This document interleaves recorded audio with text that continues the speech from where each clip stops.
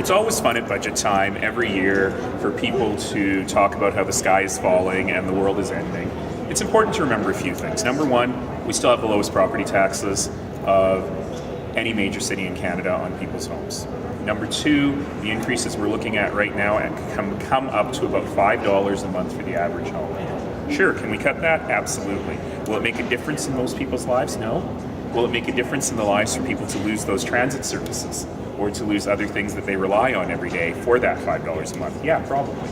And so this is what we have to be very thoughtful about when we're moving forward. You know, the vast majority of people who come to us have asked us to spend more. And I anticipate that will continue to happen. Yet it seems that the loudest voices are those that think that the city is inefficient, never mind that we've got the lowest property taxes, that we haven't found savings, never mind that we found $600 million of savings in a $4 billion budget without cutting significant services. Find me any private corporation that can do that. I remain saying, as I always have, that we are very lucky because this city government is very, very, very well run.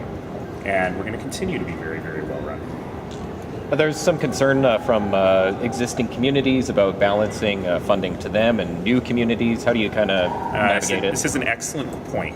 So 2/3 of the increase that is being proposed, 2/3 of that $5 a month, is for everybody in the city to pay for the city's portion of the costs of brand new communities. And for the first time, we're being super transparent about that and showing people exactly what growth costs. Council went into that eyes wide open because they said at this time we need those construction jobs, we need that little bit of stimulus in the economy, and we're going to have to fund that through our own means because there's no federal or provincial money for it. But that means that the vast majority of Calgarians who live in older neighborhoods are saying, what about my cracked sidewalks? What about the need for me to build out my sewer lines? And should we be thinking about funding that in an explicit, transparent way as well? And I think that is going to be a very good conversation for Council to have this week. That first statement that you made, sir, to people driving by this building, it sounds like you're saying we've already found all the savings, there's nothing more that can be done. There's another $100 million of savings in this budget. That's a big number. And we continue to work on being even more efficient every day. Can you go further than that without actually damaging the services that people want? I've said for some months now that, since I've been in this job, we have increased taxes to the operating fund lower than inflation plus growth every year. In other words, we found savings every year.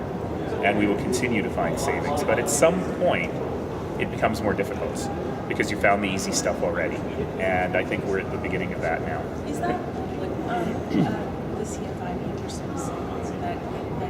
Is that accurate that these were cuts primarily to capital monies that were identified for future projects that we're just not going to spend, and that really the city hasn't done enough to target operations? No, it's inaccurate. There's a lot of operational spending in there. Do you have, how does, you talk about taxes and comparing to other cities, how does Calgary, or do you know, I don't know, how does Calgary measure up when it's operating spending per person? Oftentimes the Alberta government is compared to the BC government on per person. Yeah, it's a very good question.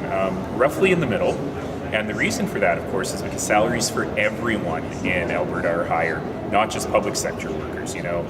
Accountants and secretaries and coffee shop workers make more in Alberta than anywhere else. So the fact that we are able to do that and still be smack in the middle versus, say, the provincial government that's always at the top, I think is another example of how well run we are.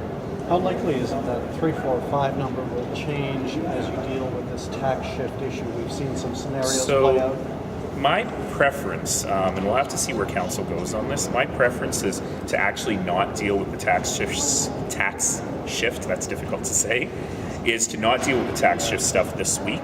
Let's get the budget done. And we have set up an expert group, in fact 3 expert groups, that will be reporting back to Council in January about the shift. I have some ideas on how that could work.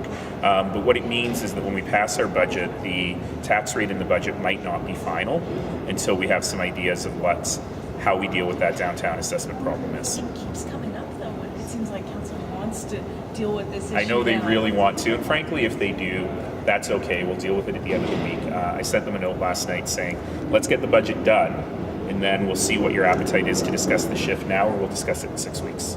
We say to businesses that may be a little upset that they gotta wait and see what this actual impact is going to be. Same thing I've been saying for weeks, which is for the last 2 years we've had your back. we will continue to have your back. I just don't know what that looks like yet. And you can still make changes to the budget. A lot of people ask me, you can make changes to the budget after this week if you decide on the solution in Yes, January. let's be clear. The budget, once it's done, although it's a 4-year budget, it's just for a year. Right. So once it's done, it's pretty much done. However, we don't finalize the tax rates until after the provincial budget comes out in the spring. I'm stuttering a lot today. So that means that between January and April, typically, there is a chance to adjust the tax rates, though I don't like getting into the budget itself, but I do, but we can, because that's what this week is for. But we can mess with the rates a little bit. If there's a decision on that. Yeah, it's the same thing with your favorite thing, tax room, which works in the opposite direction. So those are things we can discuss. Last question? Hey, you finally won a bet. I have won many bets. I have lost many more bets. Do you realize that in the 8 years that I have been mayor, the Stampeders have made it to the Grey Cup finals 5 times, and now they've won twice. So I'm looking forward to seeing everybody who can make it down to our rally at noon tomorrow, Tuesday, here at City Hall. I think it'll be a wonderful thing.